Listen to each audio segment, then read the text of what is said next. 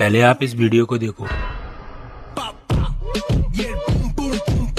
ऐसी वीडियो को कैपकट में क्रिएट करना बहुत इजी है। सबसे पहले अपनी सभी क्लिप को कैपकट में ऐड कर लेना और अपनी सभी बीट को मार्क कर लेना और अपनी सारी क्लिप की स्पीड को 0.5 तक स्लो कर लेना। अब अपनी फर्स्ट वाली क्लिप के लास्ट पार्ट पर आओ और उसे फ्रीज कर दो। फ्रीज किए हुए पार्ट को तीसरी बीट तक कुछ इस तरह से सेट कर दो और आगे की सारी क्लिप को बीट के हिसाब से कुछ इस तरह से अरेंज कर लो। अब फ्रीज वाली क्लिप पर क्लिक करो और एनिमेशन में जाकर फ्लैश इन एनिमेशन को अप्लाई कर दो। अब इस क्लिप के एडजस्ट में जाओ और सैचुरेशन को हल्का सा माइनस कर दो। अब एड ओवरले पर क्लिक करो और इस GTA वाली वीडियो को ऐड कर लो। अब इसे अपने हिसाब से कुछ इस तरह से क्रॉप कर लो और अपनी फ्रीज वाली क्लिप के नीचे कुछ इस तरह से सेट कर लो। इसे अपनी वीडियो में सेट करने के बाद इसके रिमूव बीजी में आ जाओ और यहाँ से क्रोमा की पर क्लिक करो। अब इसे ग्रीन वाले पार्ट पर मूव कर दो और इसके क्लीन अप एज को थोड़ा बढ़ा दो और इंटेंसिटी को भी थोड़ा बढ़ा दो। अब इस लेयर के एनिमेशन में जाओ और इस पर भी फ्लैश एनिमेशन को अप्लाई कर दो। इतना करने के बाद इसके आगे वाली क्लिप के स्टार्टिंग पार्ट को फ्रीज कर दो और उसे ओवरलेयर कर दो। इसे कुछ इस तरह से सेट करके इसका बैकग्राउंड रिमूव कर दो। पहला की फ्रेम इसके एंड में ऐड करो और दूसरा की फ्रेम स्टार्टिंग में ऐड करके इसे फ्रेम के बाहर कर दो और दोनों की फ्रेम के बीच में फ्लोटोग्राफ को अप्लाई कर दो। अब इफेक्ट पर क्लिक करो और बॉडी इफेक्ट में जाकर वॉर्टेक्स डिसल्व नाम के इफेक्ट को अप्लाई कर दो। अब इसके ऑब्जेक्ट में जाओ और इसे ओवरलेयर पर अप्लाई कर दो। अब अपनी क्लिप को डुप्लीकेट करो और इसका बैकग्राउंड रिमूव कर दो और इसे ओवरलेयर में अपनी क्लिप के नीचे कुछ इस तरह से सेट कर लो। अब एक की फ्रेम स्टार्टिंग में लगाओ, दूसरा की फ्रेम एंड में लगाकर इसके स्प्लाइस में जाकर इसकी ओपेसिटी को 0 कर दो और इसे जूम कर दो। अब अपनी मेन क्लिप के स्टार्टिंग में एक की फ्रेम लगाओ, दूसरा की फ्रेम एंड में लगाकर इसे जूम कर दो और दोनों की फ्रेम के बीच में फोटोग्राफ को अप्लाई कर दो। सेम इसी प्रोसेस को बाकी क्लिप के साथ भी रिपीट करते जाओ, देन तुम्हारा वीडियो रेडी हो जाएगा।